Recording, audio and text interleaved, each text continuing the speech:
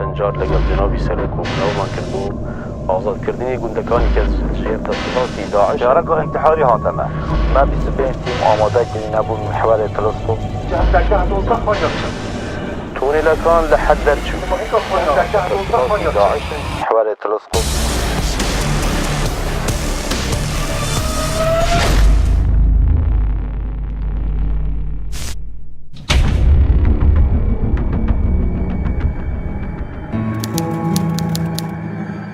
ئێرە گوندی چەقەلووە کاتژمێر 6 بەیانیە و بەپێی پلانێکی سەربازی کۆنتڕۆڵکردنەوەی ناوچەکانی ڕۆژئاوای تەلسکۆف لە دەشتی نینەوە جێبەجێ دەکرێت و لە دوو قۆڵەوە هێزی پێشمەرگە پێشڕەویەکانی جێبەجێ دەکات.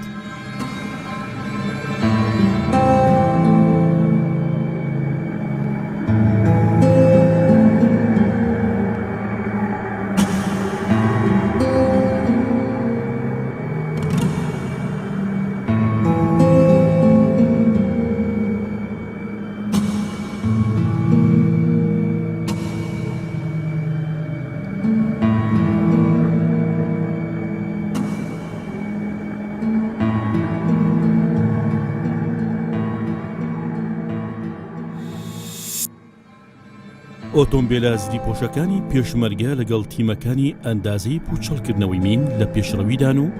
لە پێش ئەوانیشەوە شۆفەڵ و ئامێرەکانی پاککردنەوە و کردنەوەی ڕێگاکان کار دەکەن.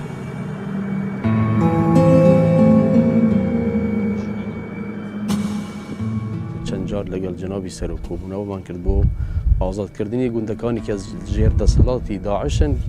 گوندەکانی کە بە ئێمان سپاردبوو کە ئازادی کەین جنابی سەرۆک لەسەر ئەمریوی لە 20/10/2016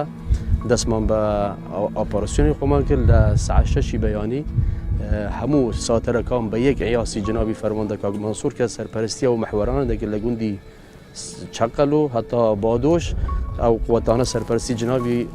خۆی مباشرەن سەرپەرستی دەکرد لە گوندی سماقیە و سماقیە کە مەحوەری فەرماندەی سپیلکەم بۆ دانابوو فەرماندەی سپیلێک لە گوندی چەقەل و دەست بە ئاپۆرسیۆنەکەی کرد لە سعات 6 بەیانی گوندی سماقیە و سماقیە گوندی باتنایە و دێر ماڕاڕاها کە ئەوڵ دەگەینە دێر ماڕاڕاها پاش باتنایە توانیمان بێ زەرەر و زیان بە ئەو ماوەی کە جنابی سەرۆک ئەمری کردبوو بە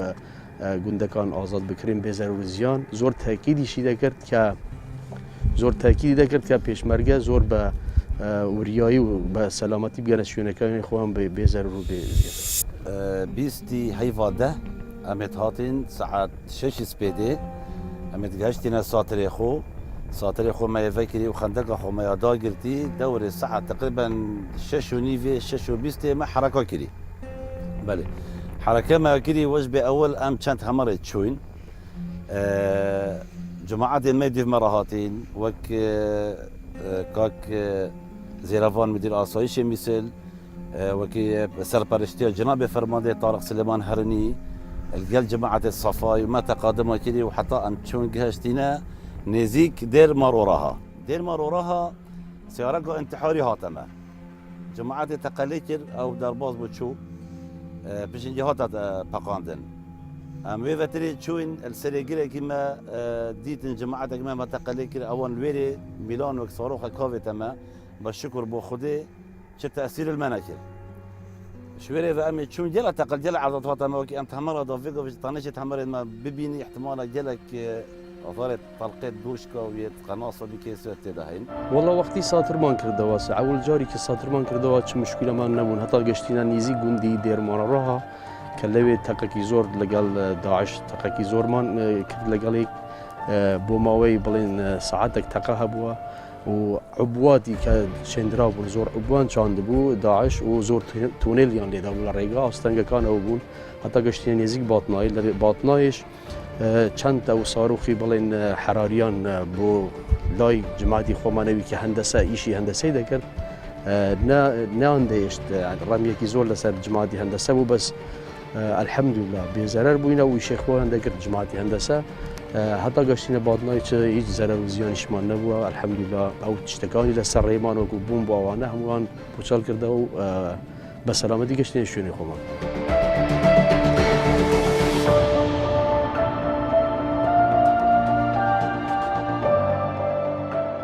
نزیکانە انتحارێکیان هات ڕوبەڕووی مەبووە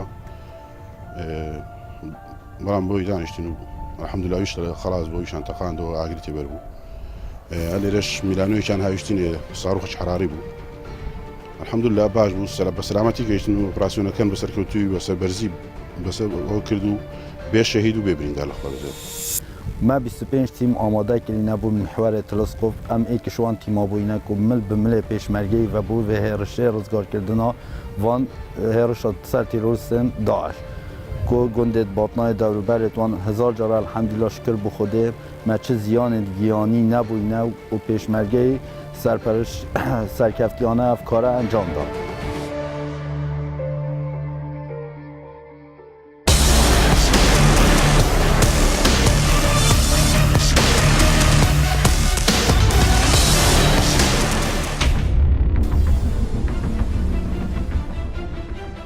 سێ ڕۆژ دوای کۆنتڕۆلکردنەوەی ناوچەکە تیمی بەرنامەی چیرۆکەکانی جەنگ بە دوای چیرۆکەکان دەگەڕێت. تیمەکانی ئەندازی پوچەڵکردنەوەی مین لە ناوچەکە دابەش بوون و سەرقاڵی پوچەڵکردنەوەی بۆمبن. ئەو بۆمبانەی کە داعش لە ناوچە جیاجیەکانی گوندەکە چاندوێتی. والله بڵێم شوێن نەما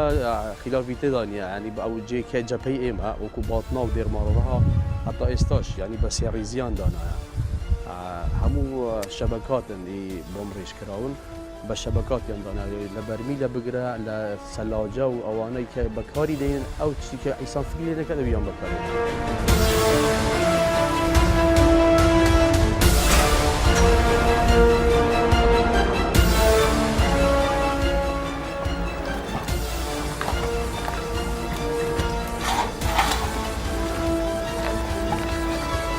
ئێرە کلیسای بەتنایەیە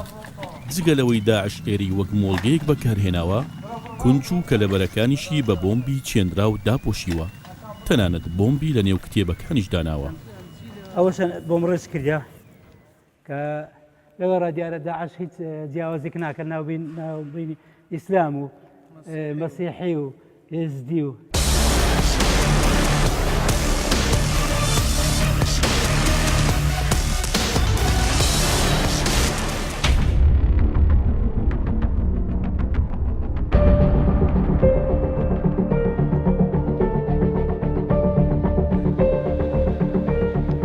لە نێو شەقامی بەتنایە بە دوای چیرۆکەکانی جەنگ دەگەڕین.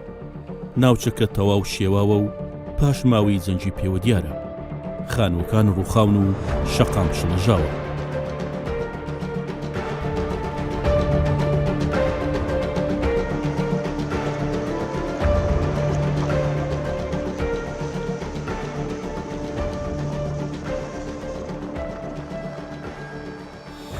مەگەلە تۆنێلێتوان دیتن تۆنێل ئەم گەهشتینە مێ داگرتین تۆنێل gelek زۆر بوون حقیقت چی ئەم گەهشتینە مە ئاگرێتدا هەلگیری مەتوارێ بەرداندا یان مێ داگرتی تۆنێل ئەف دەشتە هەمی تۆنێل بوون. ئەم شوێنە پڕە لە تونێلی دروستکراوی داعش لە یەکێک لە خانۆکان دەچینە ژوورەوە و تونێلێکی گەورە دەبینین. بەهۆی داخستنی تونێلەکە نەمانتوانی بچینە خوارەوە و ناو تونێلەکە ببینین. پێدەچێت تونێلێکی گەورە بوو بێت.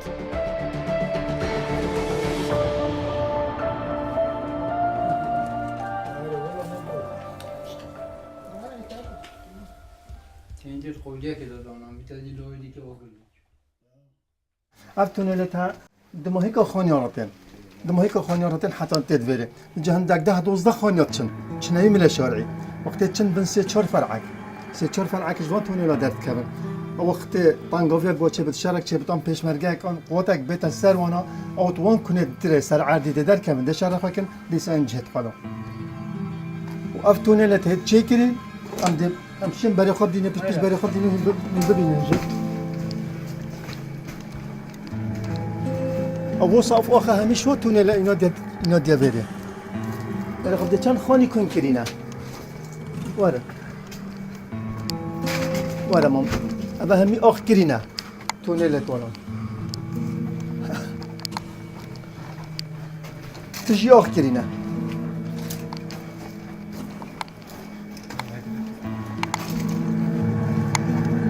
حتی تیر را درد کبتن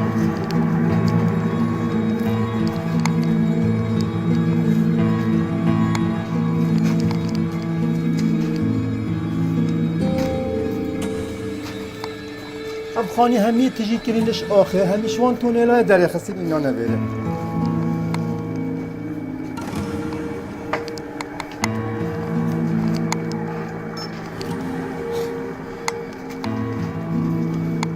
او دویر را دائن دوی تونل دا وقت شرق چه بان طواره ها طبعا خواه شرد بان داشتن تونل خدا دا خواه شر وقت طواره چوبا او دادی صدر کمم شورت خود کرد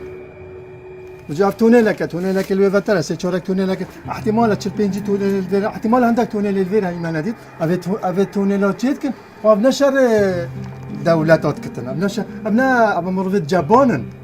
كم مروت جبانه بن اف تونل كن اف خسارة عالم نتكف خوني عالم خير نتكرن خوني فقير وزار ابا دجي بشريتنا دجي انسانيتنا باش او تونلانا بتسلي عنده بيويك خد احتمالات هين عندك جهاز جيت هين احتمالات هين عندك هم راجي تشتكن وكي هم راجي تشتكن كولن او قدر تاخن عندك جهاز هين جهاز تشتكن لەبەر هەستیاری تونێلەکە پێشمەرگە دەرچەکانی تونێلەکەیان داخستووە بەڵام بوونی پاشماوەیەکی زۆری خۆڵ و خاشاکی تونێلەکە لە تەواوی ژوورەکاندا ئاماژەن بۆ قوڵ و درێژی تونێلەکە.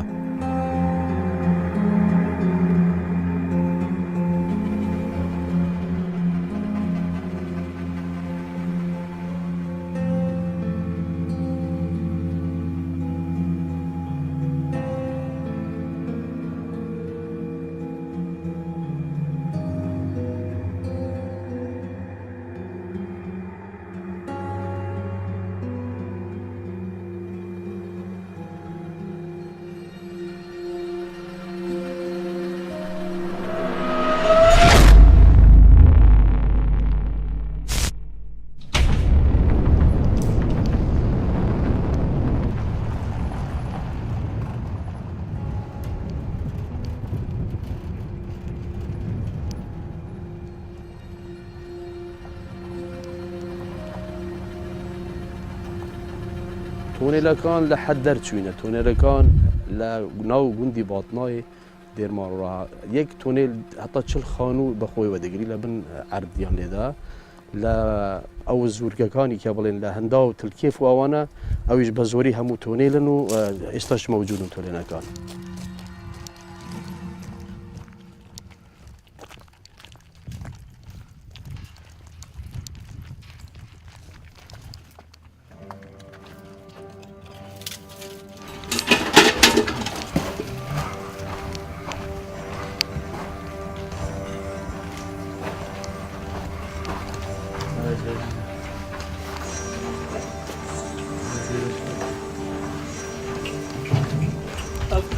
يمازن قالك أول باطنة كتشكدار داعش درس كده تيرورستين داعش بوندي هات نشون تدا بكن أخذ تدا حشارة وافتون اللي قالك يمازن وكين دي كتشوفت خوبينه شد حتى إجدار بجي دو فتح ديت له كوين بيننا وافتون اللي وما بحث كده جند باطنة اوه کیراجیای گلک هم نکهاتی نخوره دو نکت ناف داچین اف تونله چت حد لایدی گوراپانه که های وکو حدیقه که شوی حدیقه وره بی لایدی شوی حدیقه در کوید چت بولایدی شارعی اوه درچ که گوی بسر کوید بره درچ که گوی اوه درچ که چگیری سر کوید چت لایدی جاده بو لای گنده ماورا درد کبد و اوش وی لایجی چت یعنی جدار و دو فتحه له او هر دو فتحه چون بو لای ماورا ها اوش و کو جنابی واد بیند اوه کو جنابی واد بیند ها و کرم که صح کنه آرس بس بو لای بی اوش لای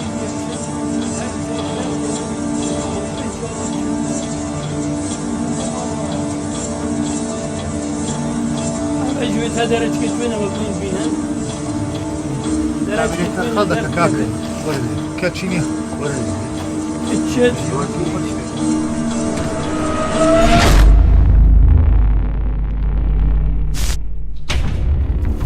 ملاو تونل ما نكات جور وهم چون أخواري ما تدا سحكريه أبا جالك ريك جيتشن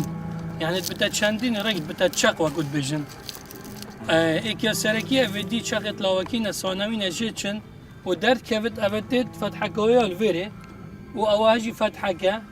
پشت اینکه چه شوی جاده ها درباز بالبلوی مارورا افتونه لگل کامازنه تیرورستان داعش وکی ما گودی بکارتینا اما جینده کو زیروانیا گلب کن یان بو تنافسه اواجی هر وصاوه کی دی چطلای دیش درد کفت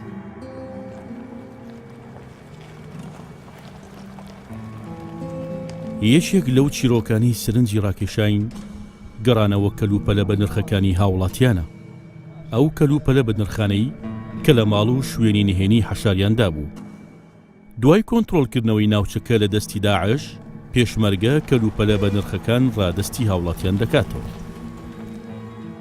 بۆ نمونە لە بەشێک لە خانووەکان تیمی ئاسایشی ناوچەکە پاش وەرگرتنی زانیاری لەلایەن خاوەن ماڵەکانەوە توانیان ئەو هەشارگانە بدۆزنەوە کە خاوەن ماڵەکان پارە و زیێر و سامانەکانیان تێدا شاردۆتەوە لە پاش هەڵدانەوەیان سەرمایەکان بۆ خاوەنەکانیان گەڕاندەوە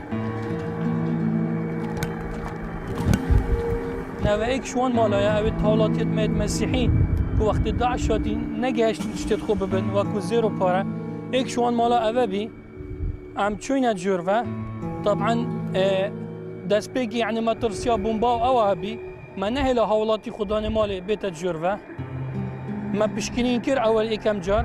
پشتی ما پشکنین کردی کوچی مەترسینی نەچ بومبا و ئەو نینن دو بومبا هەبین ماڕای کردن هینگێ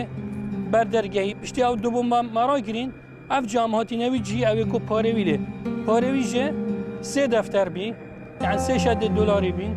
الفيري ما بوينا نداري وما بأمانة تسليم كرن وما بسولا ورقرتنش سرچه كرو امضا كر اوش جي او پارا كلي هاتين وشارتن الفيري ما بوينا ندار و چندين مال ديجي هنا بگا وهم دي چنواناش دي سحكيني كاچا ما زيرو يعني چكه كمية كامازون يا زيري بي براستي هر مالا كده دا اول مالا هولاتي كديت بجنا عادل حبيب عبد الأحد اوش قالك زيرو خو و پارت خوی لابین البری دیسا پامارک پشتی مخانی پشکنی گیری که مترسیا چو بمب چاندی نبود بری و که خانی نه تنتی گیری بد پشتی ما خو پشتاس گیری ام چون ما زیر و پارت پیش بوینا ندار و گله کیفان هات که او دیکا خواهر دو هات بین زیرت خو دوین آف برد و شارت بین ام شاین بو زیرتوان جویر بینه در و امانت ما تسلیم کرن اما مالا عادل حبیب عبد الأحد بوکی ما گوتی اوش براید مید مسیحی خلق باطنه گلک زیر بره هلا بین وقت داعشاتی ما تسلیم کرن و گلک کیفوان ها چونکی وکوین بین داعشات شب سر مالوانی نای هر مال بو نه هلا زیانه کامازون یا گهاندیه بجا پشتی او زیرت خودیتین کیفان گلک هات هرچی نبی پیچکی بو بده تعویض کرن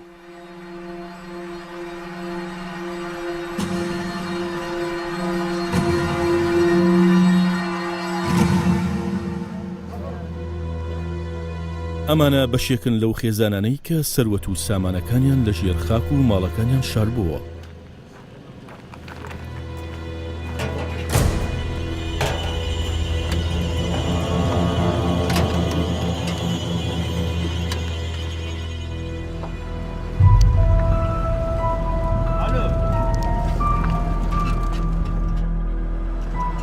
بۆ ئەوەی بزانین هۆکار و چوونەتی شاردنەوەی کەلوپەلەکانیان بۆچی دەگەڕێتەوە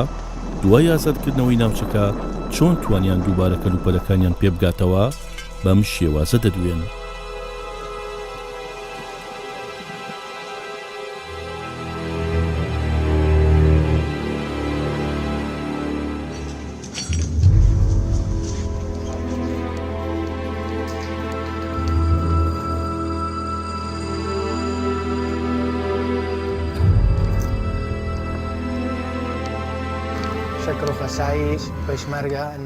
سپاسی هێزی پێشمەرگەی کوردستان دەکەین لەگەڵ هێزی ئاسایش کە لەگەڵ ئێمە هاتن ئەمە شوێنی زێڕەکەمانە ئەوە تا لێرەیە هەموو زێڕەکەیان ڕادستی ئێمە کردەوە زۆر سپاسیان دەکەین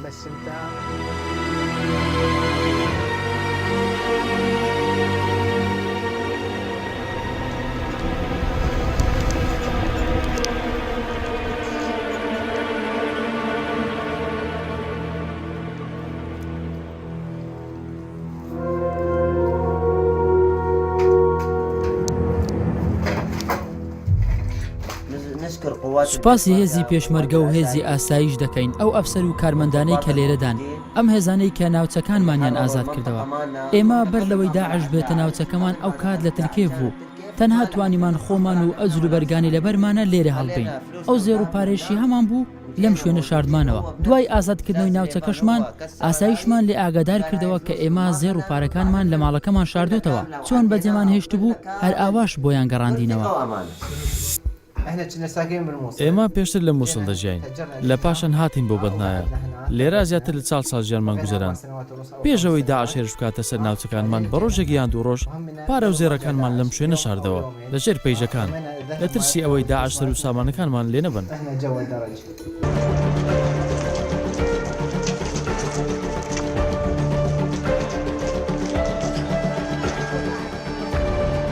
ئەمە یەکێکە لەو ئافرەتانەی کە بە پرۆشەوە دەیەوێت ماڵەکەی خۆی ببینێتەوە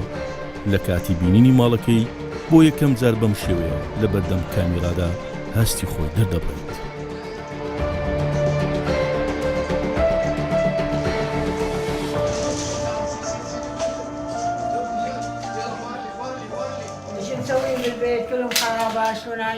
من چی لەم ماڵە بکەم؟ هەموو شوێنێکی شێوا و تێکشکاوە. ئەمە چۆن دەبێت؟ ئەوانە نەویژدانیان هەیە نە مرۆڤایەتی دەزانن. داعشەکان ستەمکار و کافرن ببینە ئەوە کارەکانیانە. من ئێستا چی لەم ماڵە بکەم؟ من تەنها 7 مانگ بوو لەم خانوە نیشتەجێ بووم.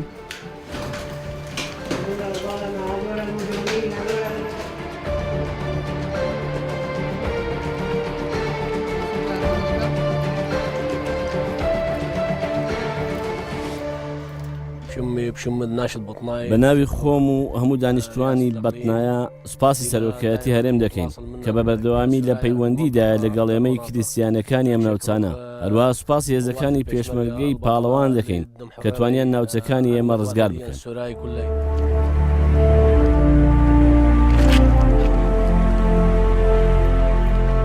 لە هەر شوێنێک شەڕ هەبێت چیرۆکی جۆرا و جووری لێ دروست دەبێت ئەو ناوچێ دوای داگیرکردنی لەلایەن داعش بۆتە کاولکاری و سڕینەوەی کولتور و ڕەشکردنی ژیان دوای کۆنتڕۆڵکردنەوەی لەلایەن پێشمەرگە دوای هەڵکردنی ئاڵای کوردستان لەسەر کلێسەکان پێکەوە ژیان و ئاشتەوایی دووبارە سەر هەڵدەداتەوە.